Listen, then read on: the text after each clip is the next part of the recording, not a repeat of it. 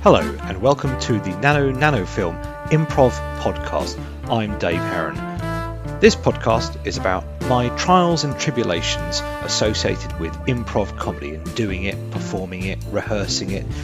So this is really a cathartic outpouring of the things that I've learnt, the things that I'm struggling with, and an opportunity to share with you and hear from you also some of the things that have worked for you, and equally there'll be some things on this podcast that you have tried that don't work for you. It's all very subjective. My experience level is, well, I've had a few years experience doing improv.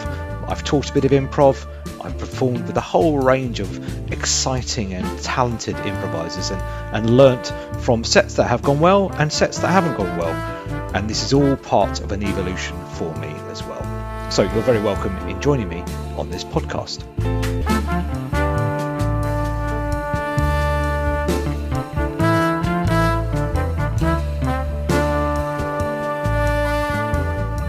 So this week, I wanted to share with you my experiences of doing my first ever proper improv festival show. Now, I've been very lucky to have done some improv festival shows previously with Games, the short form improv group in London, at the Brighton Fringe Festival, and I've also done the Maidstone Festival with Slapbot. But this is my first foray into doing a Fringe show where I've been leading that and arranging it and doing all the admin as well as the improv itself. So I just wanted to share with you my experiences of doing that, things that went really well that I didn't expect and things that I learned and thought, okay, well, maybe I might do that a little bit differently the next time. So I just wanted to share with you things that I thought went quite well that I didn't expect and things that didn't go so well that I will learn from and take with me going forward. So for context, I submitted an application to the Lambeth Fringe Festival 2025 and we took with us We Are Dave.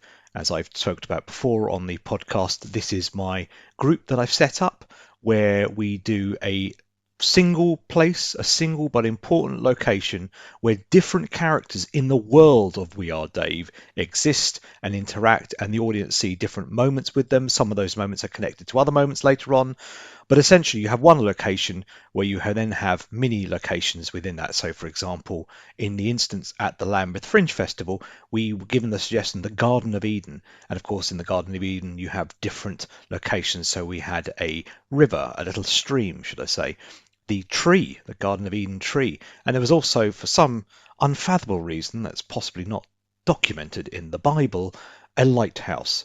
So you can see there you have a main location and then single locations as well. And that's what we took to the Lambeth Fringe Festival, We Are Dave. And what I'd certainly say, first of all, is that it was a wonderful shared experience of doing a full-on, full-length show, or about 50 to 55 minutes in a single location, and sharing that with other improvisers, Emily Joy, Lewis Hill and Mikey Lewis. It was the first time that all of us had done a show where it had been that kind of length of show with no break in between as well. And that was such a fulfilling thing to do. Yes, we've done it in rehearsals and built up to that. But if you'd asked us 3-4 months previously whether we'd be able to do this, I think the answer would be a little bit of this is going to be a challenge. But for us to have done that together was a wonderful, wonderful shared positive experience and something that I will never ever forget, and something I think has stood us in good ground going forward for building the world of We Are Dave and building future improv shows.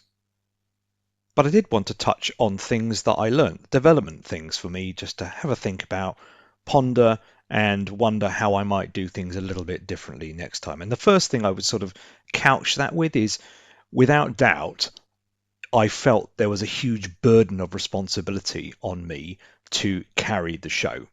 Obviously, the name of the show is We Are Dave, so the clue is in the title. Now, that's not to say that other people don't play their role in it. I'm going to talk about that in a second.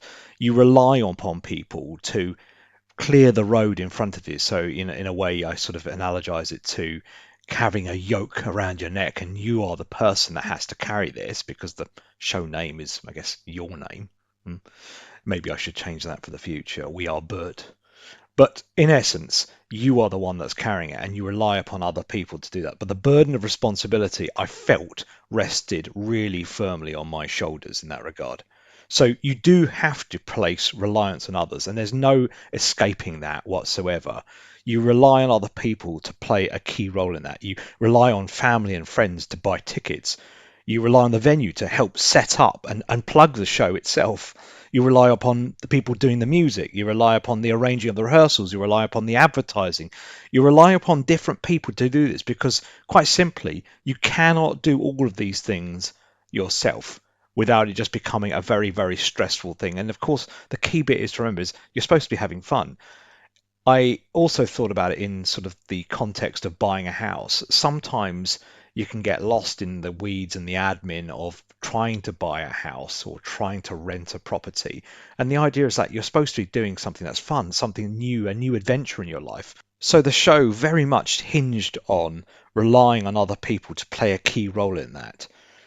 And of course, over time, especially in the build up to the show itself, particularly about a week beforehand, there is huge amounts of chasing people, and that can be exhausting and time consuming as well. So instead of just thinking about the improv and looking forward to doing the improv, actually what you're doing is you're spending time chasing folk to do certain things. And as I say, that begins, certainly for me, that felt very worrying, particularly just a few days before the show as well, where you're kind of thinking maybe this stuff should already be in hand.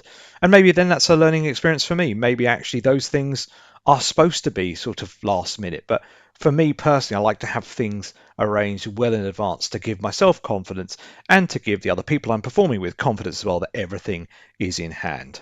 But what I will say is people did step forward and help. And really, really, you can't underestimate the value of people, particularly, and you've probably seen this, in other areas in your own lives, right? Where, maybe at work or maybe with family events or whatever it happens to be, there are always in life people who don't step forward, and that can be quite frustrating. But those people who do step forward are like gold dust. They are absolutely invaluable, and those are the types of people that you really want to hold close to you. And certainly that has been my learning experience from this is knowing those people I can truly trust to help. Even if it's not their own vision, they know it's my vision and they know that they can support it, but ultimately they are doing me a favor, and I have to say I'm incredibly, incredibly grateful for that.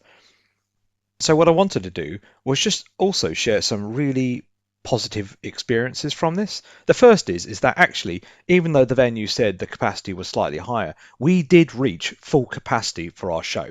And that was absolutely amazing to have a completely packed out room ready to see We Are Dave at its first improv festival was something that I will never forget. It was a little bit warm in there, let's be honest.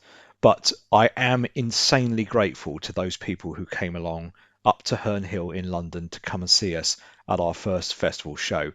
It was amazing seeing every single chair packed out. That was fabulous. And that was something that, again, I will always carry with me, that positive experience of a full capacity show.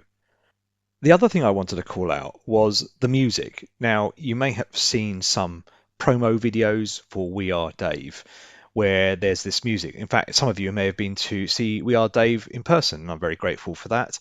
And when you've seen the show, you will have heard our iconic, in fact, that's probably an over exaggerated term, but yeah, hell, it's an iconic theme tune for We Are Dave. And that was delivered by my very, very good friend, Mike von der Kret, who lives the other side of the world to me.